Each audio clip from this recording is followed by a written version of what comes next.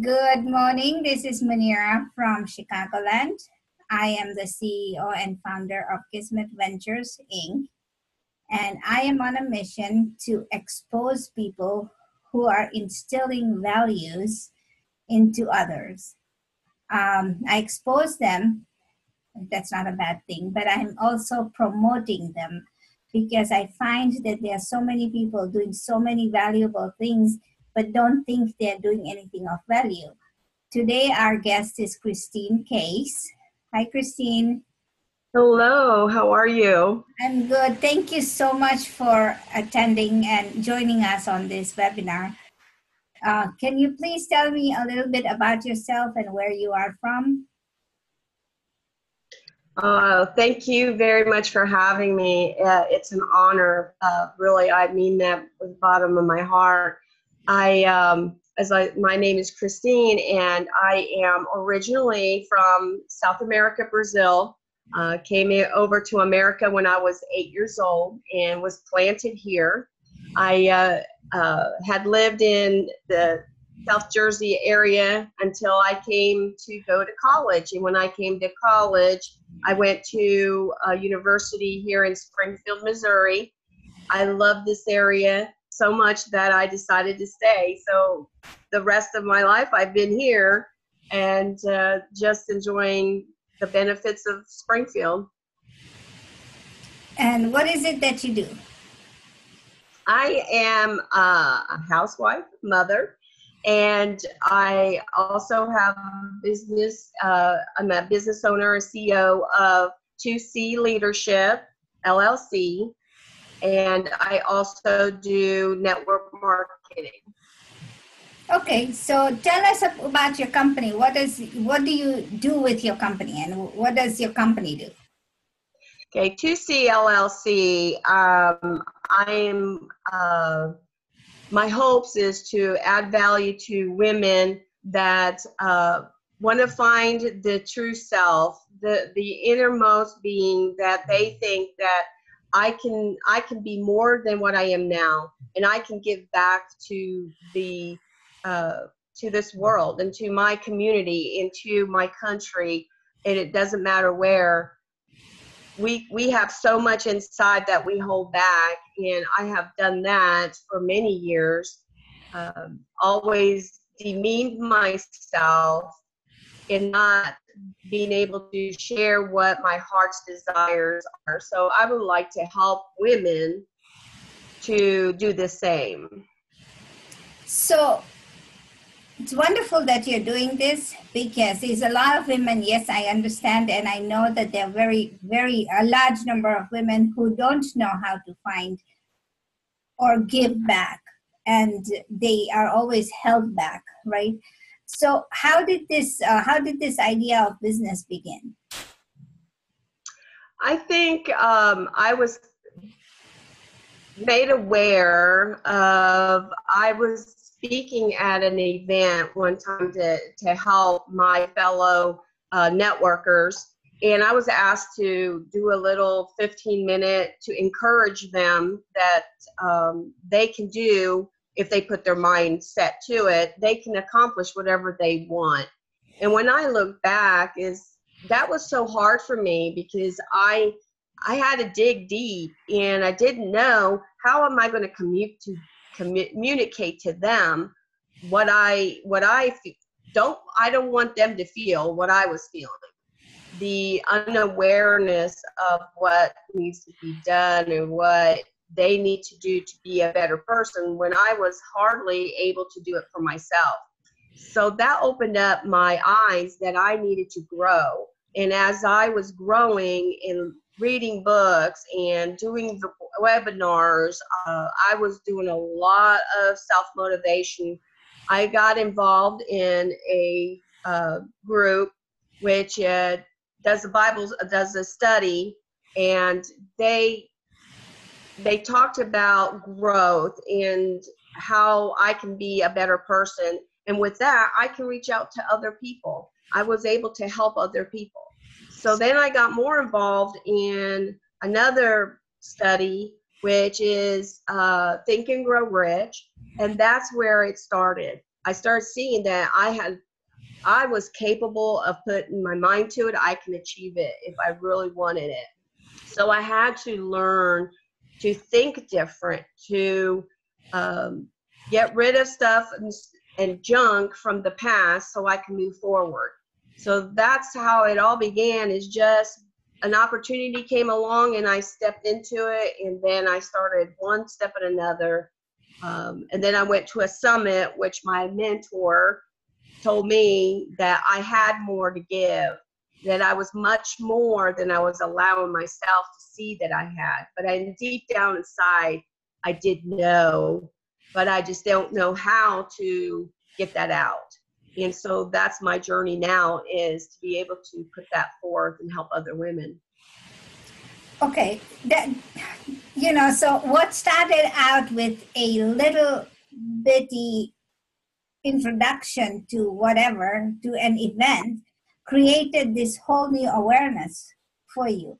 And you created a company, which is, from it, because it really showed you the way that you needed to grow yourself.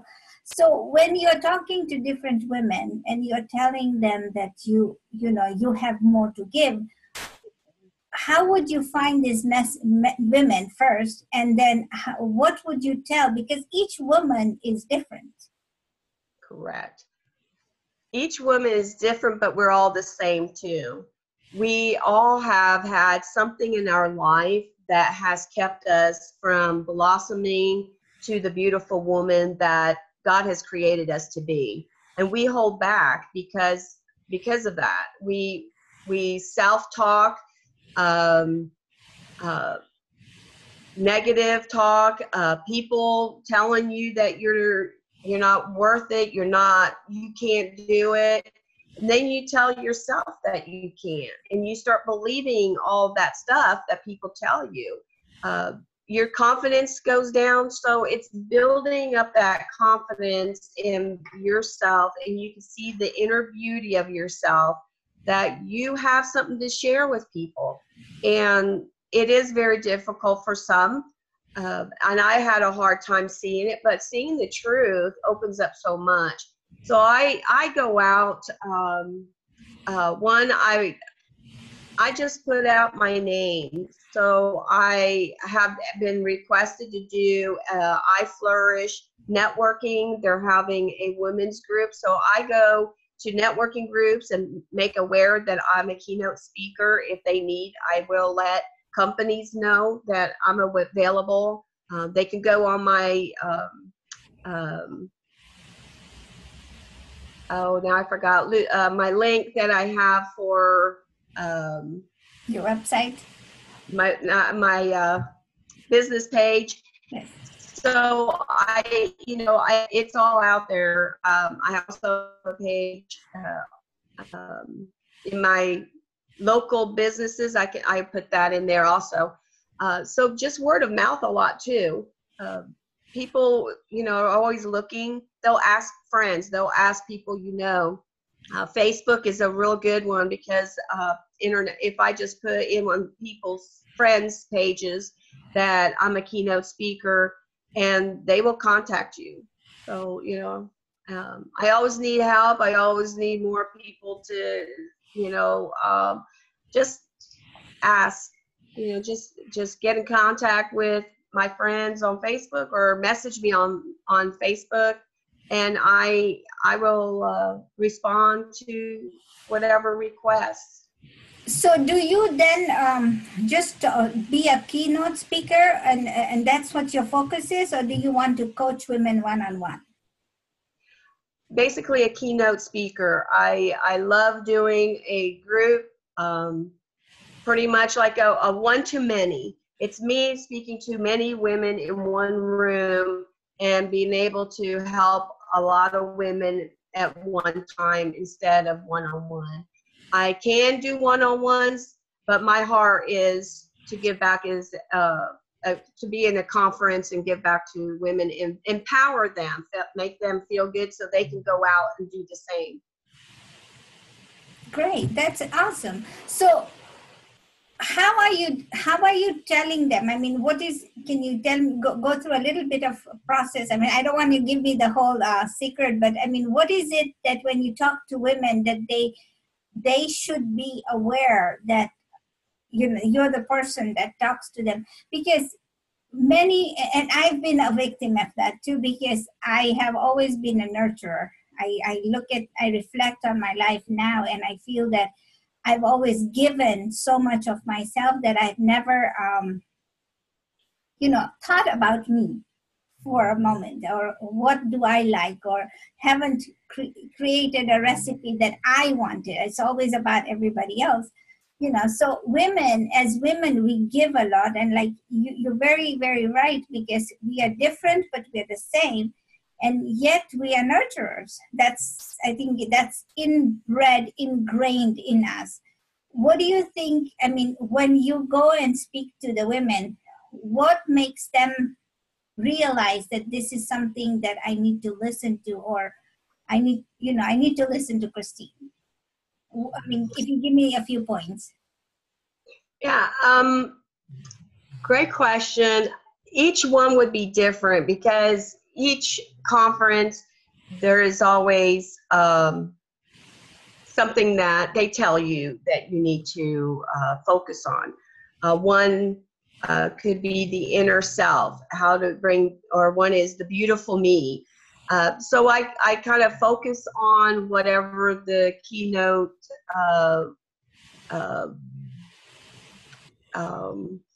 the most, I think, that has been is the beautiful you. Has been, it seems like this year, is focusing that you have the power within to control your destiny. You have the power to control your day. So when you get up that morning, if you start out with something positive, motivational, for 10 minutes while you're getting ready, while you're putting on your makeup, while you're in the shower, turn on something positive.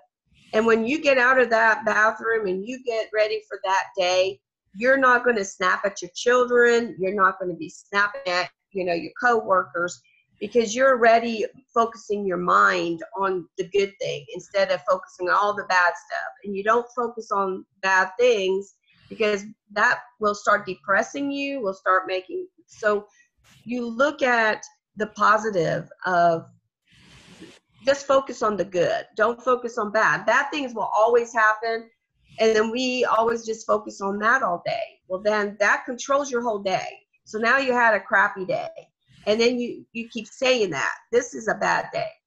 So changing your language, changing how you perceive things, can totally change the way your day's going to go and how productive you're going to go. I notice for myself that when I get up in the mornings and I don't do a motivational, I drag the whole day because I'm pushing myself to do something I don't really want to do. Where if I start with something positive, my day, I can look over the bad things that happen, the flat tire, or dropping my groceries, or just, stomping my toe. It all focuses different, because I already started the day with a positive thought that I'm not going to let circumstances of my day control how I feel, because you control how you feel. So when you do that, you're bringing out the beautiful inside of you automatically, because you're going to smile more. You're going to have that smile on your eyes. You're going to be kinder to people. You're not going to kick the dog. Your kids are going to love coming home after school, because mom is not a grump, because mom didn't have a bad day, and so she's going to take it out on us. It totally changes your whole day, and that's what I love to do for people, is that you control your thoughts, you control how your feelings, you control them. And most of us don't know that. Thank you for sharing. So, what do you listen to? Who do you listen to? And is that something that's similar to meditation or prayer? Well, I do both. Prayer, and some people like to call it meditation. I start my day with prayer and reading the Bible. Then I go in, and before I start getting ready, I have my radio, or I have my phone, and I go on YouTube. And my favorite one is Les Brown. The other one is Eric Thompson. And I will, I must. I used to listen to that for days every morning. It was so encouraging that I can do this, I will do this, and I must do it. I must help other women to get out of the funk, to get out of that slump or the feelings they feel and not knowing how to get out of it. So that one was my favorite. And there is so many different ones. And then in the evening, I listen on my drive. I always listen, because I drive into town. It's 20 minutes. Back home is 20 minutes. So during that time, I turn on the motivational, and I'll listen. Sometimes I'll listen to a ebook, and Think and Grow Rich. I put that on and listen to that. And the different motivational, just to encourage me that for the next day and for the evening. And then I close out my night with prayer again, thanking God for the beautiful day, for the flat tire, or I thank him for everything, because everything gives me a growth. And and I ask him to teach me and learn from the mistakes I made that day, and for who I need to help tomorrow. Bring the people in my path that I need to support and that I need to help. So, do you ever get angry? Oh, all the time. More than I like to. But I've learned to control it when it happens. I used to be angry over the littlest things, because I didn't know that I have control over that. So when I would drop a plate of food on the floor, instead of saying, oh, well, and clean it up, I would grovel over that, and I would talk about it and get all upset over that for an hour. And then my husband would say, it's okay. We have more food in the refrigerator, but I was not allowing myself to just let things go. I was always focusing on that. So I had to learn to unfocus. So what? I sweep it up, I clean it up, and life goes on. Things happen. But yes, I do get angry at things. I do get upset, but I catch myself now. I don't let it bother me like I used to. So I just want to add to that, because I as you speak about the fallen plate and things, at one point in my life, I used to be angry as well, because, I have 4 kids, and they were little at the time. But as they've grown and left the nest, I've become more calmer. And if things happen, then I let things happen, right? So do you think it's because we are juggling so much at our younger age now, that we've juggled enough, and then we used to be angry? So as we grow older, we are becoming more cognizant of the fact that we are, we need to calm down and find our peaceful self, compared to being the person always on the rush and go, so that we can't handle. We can't handle anymore. So the question is, do you think it's because that we have so many balls in the air at that particular age, that we are, I'm thinking that you have older kids and they've left home or whatever. I don't know if I'm right, but if that's the case, do you think that would be the case when the kids are younger, then we get just so angry and frazzled? Yes, I believe that it does help when the kids aren't in a household. I have one that still lives at home. He's an adult, he does his thing.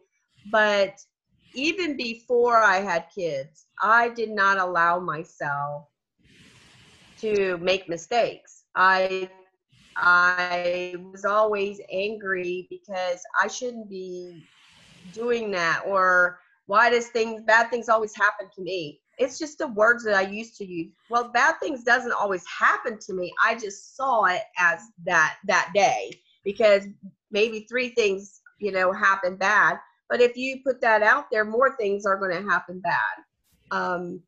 But yes, I believe that we do have so many things up in the air, and we have to get up, make breakfast, get lunch ready, get the kids ready, get them out the door to school, then have to go to work, make time for them after school, pick them up or take them here, and you're running all over the place. And I do believe that when the kids start growing up, it should become easier.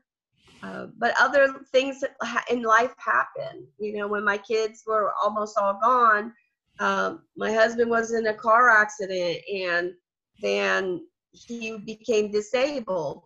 Well, that put another kink in our life. Now the bread earner wasn't bringing in the income, and we had to figure out what we were going to do. So there was something else happened for us. Then another thing happened, and he had blood clots. And one thing, you get so frustrated with life that you don't take a step back and breathe and say everything works for the good, and just let it play out. But we want to control it, and instead of letting God take care of it and let things it will work out at the end. But we are so focused on today and right now that we have to learn how to let go, and laugh. Sometimes my husband's the greatest at laughing at stupid stuff, and I'm not. So I get frustrated and he's laughing, then I get frustrated because he's laughing, that kind of thing. We need a person like that, because so to calm us down. And Right. I appreciate you sharing that, because I feel like we have so much to give, but sometimes we give so much of ourselves that we don't take a break. And I think that's what you're trying to teach the women in your circle, is that take a break, figure out who you are, and then grow from that, right? Correct. So for last words for the women that this message is going to go to a lot of women. What would you, what's the last piece of advice that you would want to tell them? I think there's so much. I think is believe in yourself. Even if nobody believes in you, have that dream and dream big and go for it. Don't say I can't. If you don't try, you will never know if you can. So at least try to achieve what you want, go for it. And you will realize that you have it within you, and you have that strength inside of you to even give birth. You have that. And you're so unique. God made you so unique that the strength that you have, that he knew that before you were born. So if he has that belief in you, then you should have that belief in yourself. Just try, and don't give up a dream just because of somebody else. Believe in that you can achieve, and you will achieve it, and just go for it. Dream big. I love that saying, because we don't, if we can't see it, we can't put our hands on it. We think, oh, that'll never happen. Well, if you never dream, you will never get there, because you don't have a big dream to even a goal to try to achieve. So dream big, make a vision board, and look at it every day and say, I can do it, and you can do it. So one more thing, just before we go, this is an afterthought. You said that so all the women that you talk to, they're not going to be speakers or coaches or anything. They can be a, you know, administrative assistant, or they can be a CEO, so, you know, they can be a doctor, they can be a dentist. I mean, they can be anything. So whoever's going to listen to them, there's a wide array of women. So, and even those people, women that stay at home, you know, I never discount them, because they do have a career. They are making the best of their children's life. So they're giving more of themselves. So when you teach these values to women, do they all have to dream big to become a speaker or, you know, a coach, or just grow from there and then figure out what they want to do? Well, they can figure it out, because each person has their own desires and where they want life. There are women that stay at home and they just love being at home and take care of the house and the children. Well, that's a dream. Being able to organize your house and keep it clean and have everything organized, that's a task. That's a chore to do, because we have so many things coming at us. Then we do get frazzled when things don't come in place. But, you know, reaching out to the PTA or PTO, different counties that have different names, but if you go to those, there's so much need in the school system. Get involved. If you want to help a nonprofit organization and that's your desire, go for it. Because just know what your cause is, what your dream is. What do you want to do to give back to the universe? What do you want to give back to your community? It could be the smallest thing to you, but it could be a big thing to the person that you're reaching out to. Schools, churches, there's always needs. There's always something that you can dream. To you, it might be so minute, but it could be huge. Helping nonprofit organizations that, you know, now they have a new thing that I was talking to with my friend, is going into hospitals and just holding babies. You know, some of these babies are born and they don't have anybody coming in, and having that love, that feeling of touch, those babies become different. Well, that could be a ministry. And you think, oh, that's so little. It's just going to the hospital and sitting there 30 minutes a week. That's a big deal for that hospital, because they want healthy children and they know that that's going to become a healthier child by having interaction like that. So it's the smallest things that can flourish to something huge, you know. But if you want to be a speaker, oh my gosh, you know, go for it. You know, don't hold back. So just don't hold back, dream big, and do everything you can to give back. Yes, yes, yeah. Thank you so much for your time, Christine. I appreciate it. If you watch this video on YouTube, please like or subscribe to the channel, and we would like to see more of you come forward so I can interview you. Thank you. Bye.